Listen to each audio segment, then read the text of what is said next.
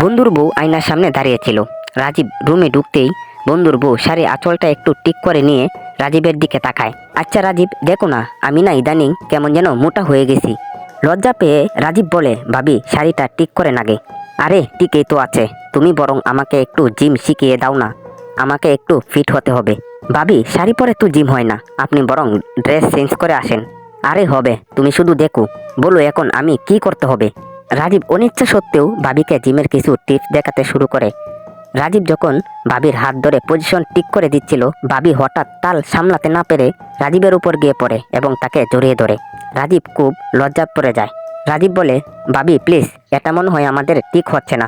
রাজীবের চোখের দিকে তাকিয়ে, ঠিক হচ্ছে না ভুল হচ্ছে সেটা পরে দেখা যাবে, আর একটা ভুলের কারণে যদি আমরা দুজনই শান্তি পাই তবে সমস্যা কিসের। রাজীব মনে মনে বলে, কেন জানি না ভাবি এই ভুলটা করা ঠিক হবে কিনা, কিন্তু তবু আপনার মাঝে এমন কিছু আছে যা আমাকে টানছে।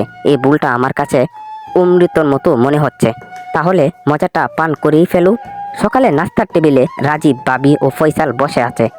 রাজীব খুব চুপচাপ এবং চিন্তিত। কিরে রাজীব, তোর না আজকে কার সাথে যেন দেখা করতে যাওয়ার কথা ছিল? চল তোকে নামিয়ে দিয়ে আসি। হ্যাঁ যাওয়ার কথা ছিল, তবে একটু আগেই কথা হলো, উনি বললেন লাঞ্চের পরে দেখা করতে হবে। ভাবি ফয়সালের দিকে তাকিয়ে, তোমার না অফিসে যেতে দেরি হয়ে যাচ্ছে, যাও তাড়াতাড়ি অফিসে যাও। হ্যাঁ যাচ্ছি, আমার ব্যাগটা দাও তো। ভাবি ব্যাগটা এগিয়ে দেয়। ফয়সাল অফিসে যাওয়ার জন্য তৈরি হয়।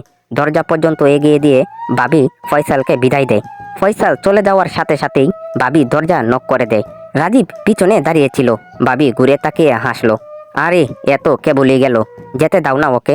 কেন, তুমিই তো বললে সুযোগ পেলেই হবে, আর তোমার এসব তো ভালোই লাগে। ভাবি হেসে, রাতে একা থাকতে থাকতে বোর হয়ে গেছিলাম, এখন তো আমার অন্য কিছু ইচ্ছা করছে, চলো। রাজীব ভাবিকে পাজা কুলে তুলে নেয় এবং বেডরুমের দিকে যায়। তারা যখন বিছানায় শুয়ে কথা বলছিল, ঠিক তখনই দরজায় কলিং বেলের শব্দ শোনা যায়। রাজীব আতঙ্কিত হয়ে মনে হয় ফয়সাল ফিরে এসেছে।